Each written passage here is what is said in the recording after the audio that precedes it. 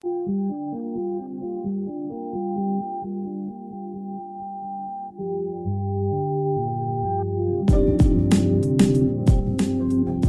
hear this all the time. There are so many updates and tons of community work happening. It's hard to keep up.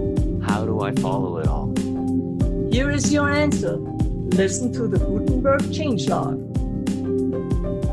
Hello and welcome to our 12th episode of the Gutenberg Changelog. In today's episode, we will talk about this week's Gutenberg plugins release 7.2.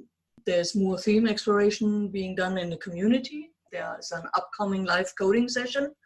And the focus for this month, what's being worked on the future, like block areas and block UI. My name is Birgit Polly-Hank, and I'm the publisher of the Gutenberg Times. So glad I have you with me again. And my co-host is Mark Urain, designer at Automatic and core contributor to WordPress. Happy New Year, everyone. So glad you're here.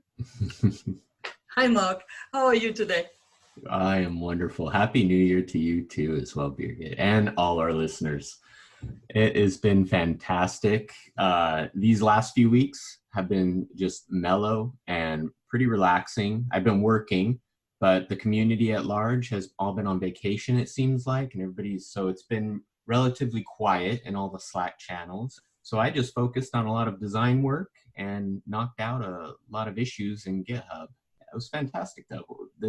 I've just come out of a team meeting, and we're really looking forward to full site editing and creating designs to share with the community and get them out there for the information architecture flows and user journeys. Good stuff.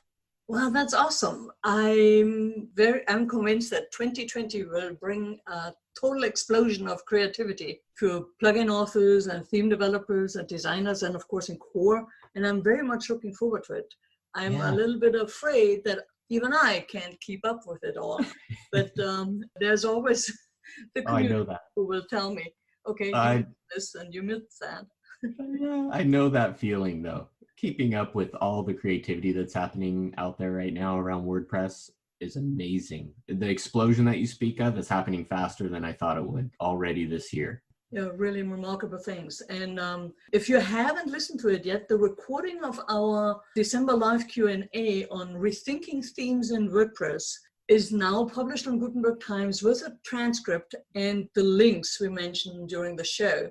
That was a show with Ella Bauer, Rich Tabor, and William Patton, all major theme developers or involved in theme review, like William. Since then, Mel Joyce Dawn published a proof of concept of a new theme with HTML templating.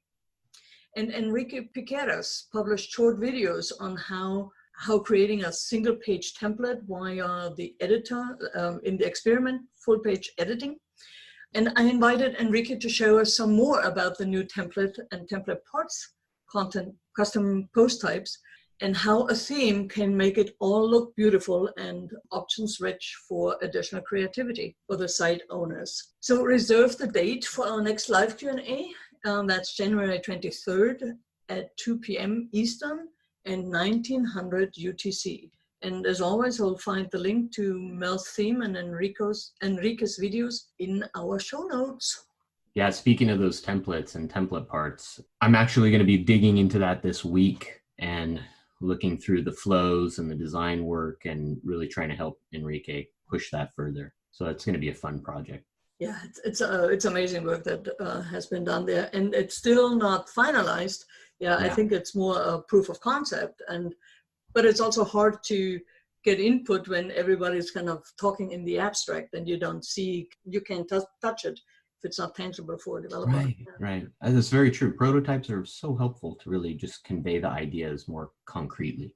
So we have some community contributions. One of those being, Birgit, is Share a Block from Jeffrey Kerndang. He's put that site together. I think we may have talked about it before, of block patterns.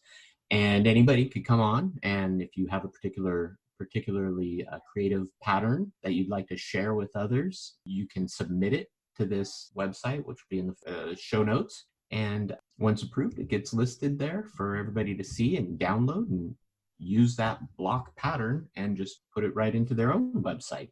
really creative stuff. Yeah. I'm actually, Go ahead. I was going to say, I'm actually going to be reaching out to Jeffrey, hopefully, if you're listening, Jeffrey, pretty soon, because I'd like to find out what are some of the more popular patterns that are being downloaded by people and being used, because this is something that Core is looking at right now. The Gutenberg team is exploring block patterns, and we're going to get to a point where we're going to want to include default block patterns for people to use. And maybe some of these most popular ones that people are using might be a great start for us. Yeah, and so that the click numbers go up, go and look it up, share a block. There are blocks from Ben Gilbanks and from Mel Joyce, from Mark, you put one in there, and off-grid photos block pattern. Then, of course, Jeffrey put quite a few in there. And JB Audras also has a nice block pattern that I'm going to use on the Gutenberg Times as a favorite WordPress plugin pattern. So check it out. Another community contribution is Tammy Lister has blogged about her block building journey and going through the design and the programming part of creating a knitting pattern block pattern. Speaking of pattern, it's a very nice read, and it makes a lot of things very clear in terms of language and also in terms of how you can kind of combine blocks to a block pattern. But she was very busy over the holidays, and she also started a new theme called Lithosphere, and started out as a theme that is very minimal, but then uses blocks for navigation and the other things. So it's definitely a journey. She hasn't finished it yet, but if you want to follow along, go to the logicalbinary.com site. Yeah, and I believe her site is using that theme, correct? Yeah, I think so. I believe so, yeah. Yeah, really great work. She took some time off, as a lot of automaticians do at the end of the year, and she really spent it being very creative in the work she was doing. And so that brings us to Gutenberg 7.2, Birgit. Can you believe that? So it's a huge release. Reminded me back in early 2018 when we also had a mile-long changelog release notes. Yeah. How many items were there? There were 122 items, line items, were in this release. Wow. That's a lot of work for a team that was supposedly taking the end of the year off there, right? Right. Absolutely, yeah. So Ella Van Derps posted about this yesterday, I believe, on the Make Core blog, and gave us all these things to go through. So let's talk about them today. We've got the new features category, which we love to dig into because that's always very exciting. Yeah. One of them being adding a new buttons block. Now, listeners, you're probably familiar with the button block, singular, right? Well, this is a buttons, plural, block. You can add multiple buttons together, which is really where we've been trying to get to for a while now, and be able to reorder these and utilize these in various ways, right? This is a common pattern we see all the time. Yeah, it's when you have your hero image and you only can put in one button or need to use a column button to have two buttons. Now you just need the buttons block, and you can even apply different coloring to each block. So it's really nice. I love it. Yeah, and what's interesting too is that particular block really helps inform, or vice versa, the navigation block as well, because they're similar almost in a way that you're having horizontal items, horizontal child blocks next to each other. And so the learnings from each one of those is kind of feeding into each other. Let's see, another feature, support adding links to the media and text block image. That's, I think I heard. Yes, that's what I was waiting for. I was going to say, I think I heard all our listeners just shout out. So you can link the media in the media text block. We have the navigation block, which is a number of enhancements or features or just improvements overall. The gallery block, adding an images size selector, so you can change that size. Yay! Yeah, that has been very requested, right? Yeah. What else do we have here, Birgit?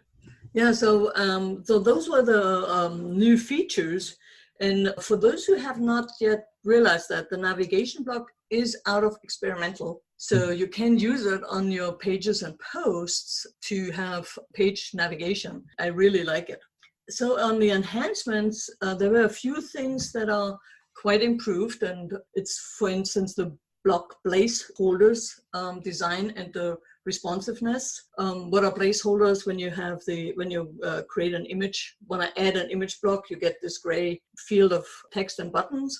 That's called a placeholder. Another one is, upload videos or audio. Speaking of that one, Birgit, the placeholder design, very interesting how we just basically kind of left justified everything. If you remember in the past, it was all kind of centered, but now with the new improvements to the core UI, you see it in the buttons and stuff, and we left justified everything. It looks very sleek, and it really works well, I think, in like some of the narrow spaces as well. I know that we saw a few issues, but overall, I like that little touch, just those little details. Yeah, especially when you're on a mobile phone, and you want to add something like that, then you actually can read it, and the buttons are not overlap themselves. So, another improved block feature is the multi-selection styles. That's a little bit more obvious that when you multi-select blocks as well as segments of blocks.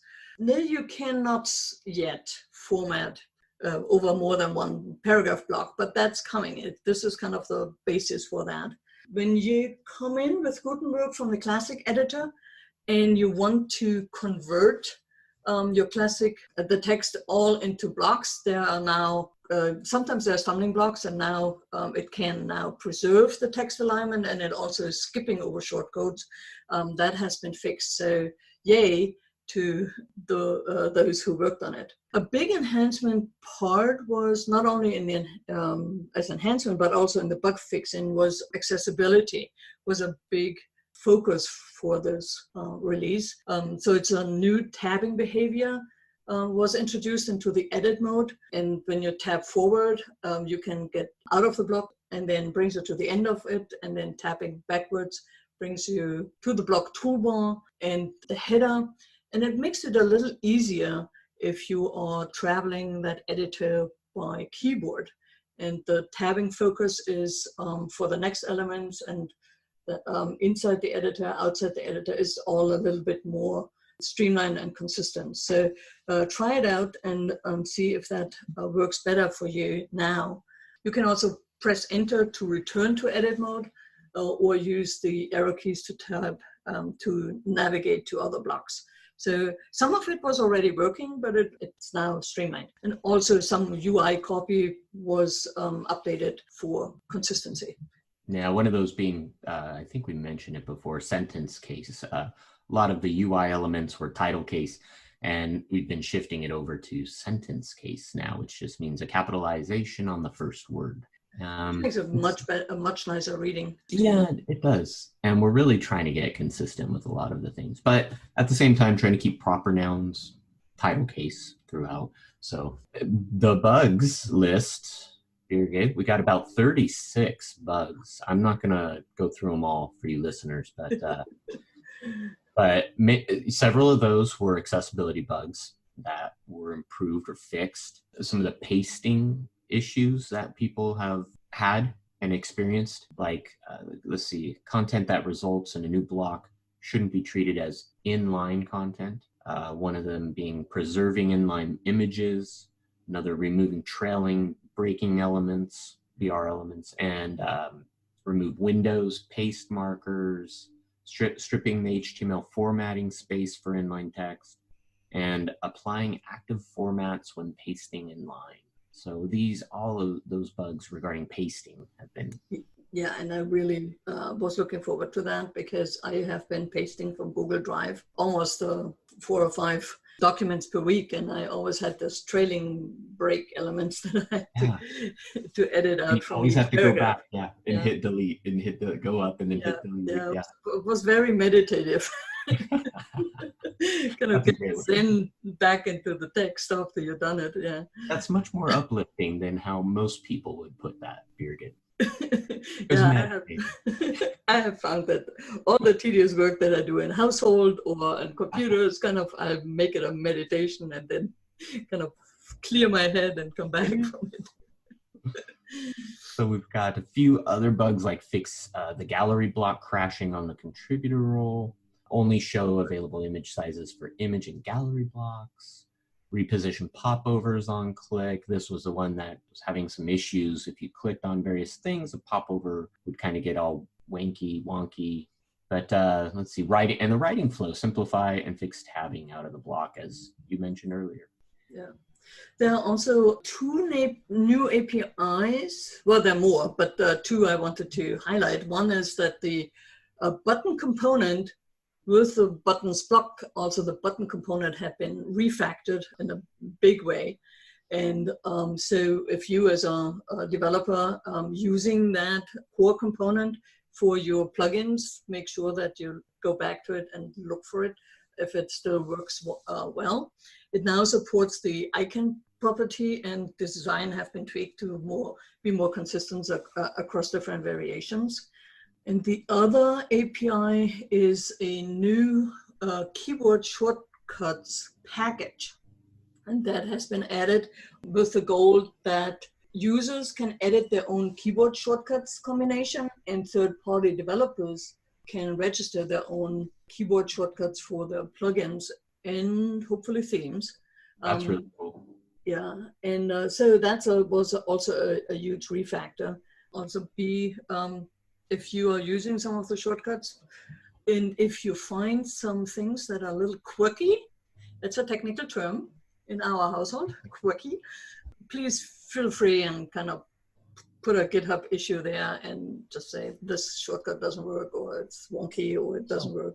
I have a question. Can third-party plugins override a keyboard shortcut and change Command Z to do something else?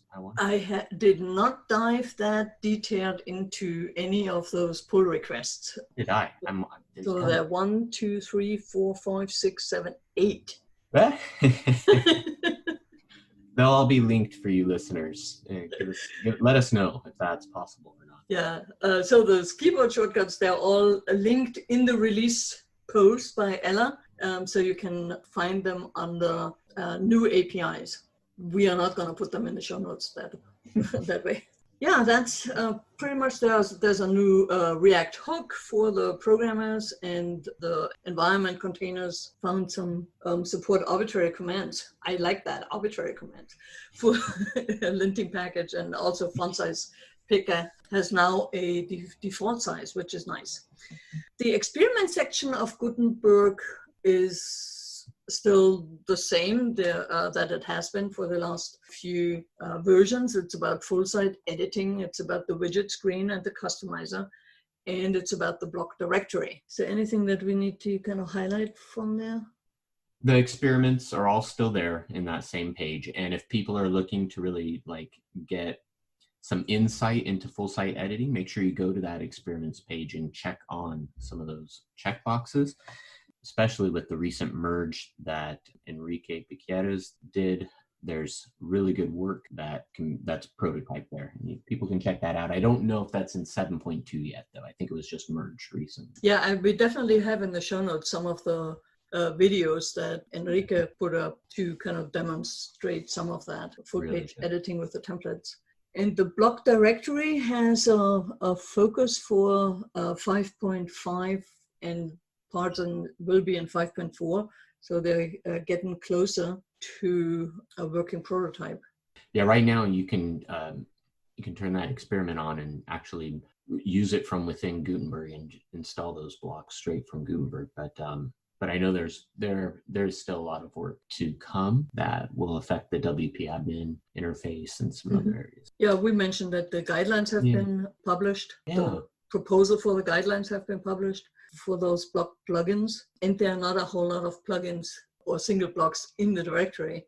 So if you want to experiment with that and see how that works, contact Alex Shields in the Meta channel. Send him a DM message also, and then can help you get this released, or at least the experiment in. Yeah. And so documentation. We had lots of updates to the documentation, added lots of various types of packages, or types of various packages? Well, there were packages that didn't have variables didn't have types, so those were edited. Thank you. They were Thank duck typed. They were duck typed first, and then now they have specific types. Yeah. We have documentation for the custom select component as well as the writing flow component. There was also a link to the user support documentation added to the welcome guide in Gutenberg now. So it used to be just kind of 3 little slides that you could jump through to get an understanding of how to use Gutenberg.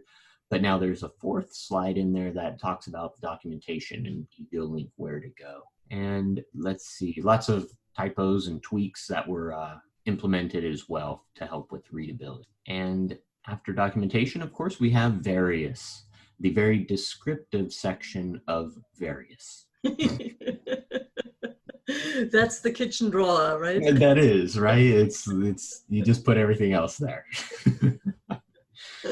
So there's a number of those. Refactor the media, replace flow component to use drop down. Writing flow is updated to rewrite with hooks. Add minimum maximum values to the gallery columns attribute. Yes. Including demo block templates in a build zip, and added plenty of end-to-end and unit tests. These end-to-end tests have been some of the most difficult part for me these past few couple of weeks. I am always getting nailed with errors on those with my PRs, but nevertheless, it's been a learning experience. So the media replace flow component, that is the component that when I have an image block and I want to replace that image, that right. Flow has been updated. Okay. And it's being applied to a lot of the other blocks right now as well. I don't know if we had mentioned that or will be mentioning that, but that little component's going to be more consistent throughout the interface.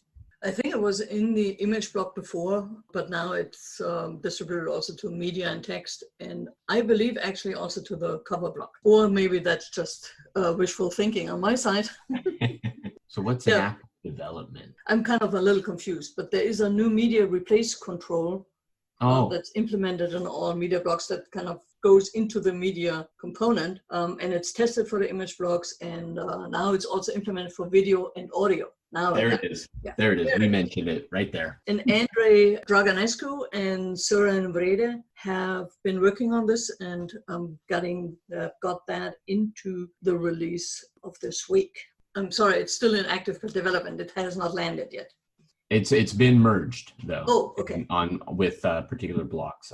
But because I remember when it got merged, I saw several like little ta-da emojis with, you know, the surprise like appear all over Slack in the panels, because we've been waiting for that one. Yeah, and there was quite a production there. And then as we talked about earlier, Birgit, the navigation block is no longer experimental. So there are a lot of people working on that right now, especially that we saw bring that up in the core editor chat earlier this week. And that just can use a lot of people testing it right now. And so if you have an opportunity, listeners, try out that block, drop some messages in Slack or in Twitter. Let us know what you think about it, how you'd like to see it improved. There's a lot of work that needs to be done there. All right. What's discussed or what's in the works is Riyadh published the focus areas for the month of January. And in broad strokes, these are the features of the block content areas that are very important for the full page editing experience in terms of a front page template or a framework to nest blocks in lists and other entities, and have the blocks that are doing the site description for tags and for post author be in there.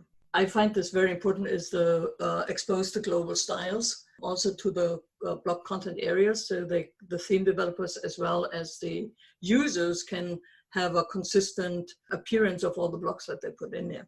The block UI, that's a continuous effort to improve the accessibility and usability for the Gutenberg plugin, and it's based on user feedback. and also have an updated block UI design that's being explored. There are 2 or 3 GitHub issues linked where the discussion is happening right now. Yeah, So, that new block UI is really a simplified, high contrast view of how these blocks work. And listeners, if you get a chance to look at some of the GIFs that are being posted on some of these issues, you can really get an idea for what it looks like. But one of my favorite things that I didn't even realize it affected were like right and left justified images with wrapping text. Normally you'd see the block of the text, the border of the box kind of still surround the left or right image block as well. And it was a little bit confusing, but with the reduction of this UI, it looks just much more intentional. Yeah. It doesn't look like an accident. It looks on purpose now. Like, this is how it's supposed to look. They're doing it right. So the image is not just tacked onto it. Yeah. Right. Yeah. Or like overlapping and oddly the text block that it's wrapping, right? Like, yeah. Yeah, and the noisiness of Gutenberg editor, when you hover over certain things, they appear and disappear. It's something that's for quite a few people a little bit anxiety inducing and overwhelming at first. So tightening that up and making that a little less noisy is certainly improving the Gutenberg experience as a whole. Yeah.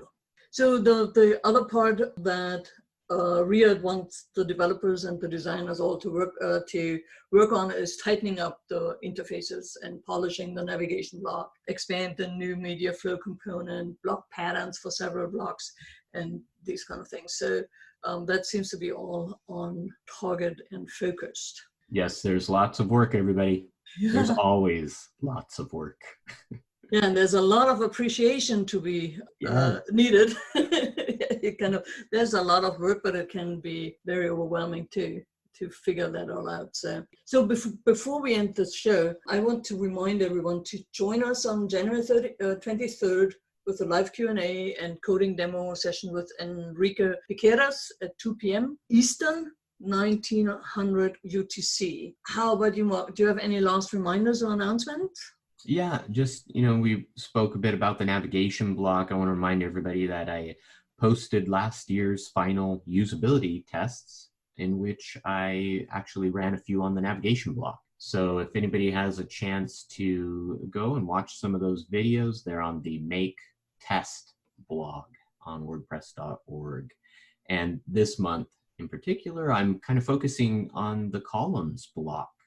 So if any of you have suggestions or ideas or certain experiences around the columns block that you'd like to see tested or improved, DM me in Slack or hit me up on Twitter, and I'd be happy to investigate that further. We're going to make a run at improving this columns block. Yeah, and it definitely can use some TLC.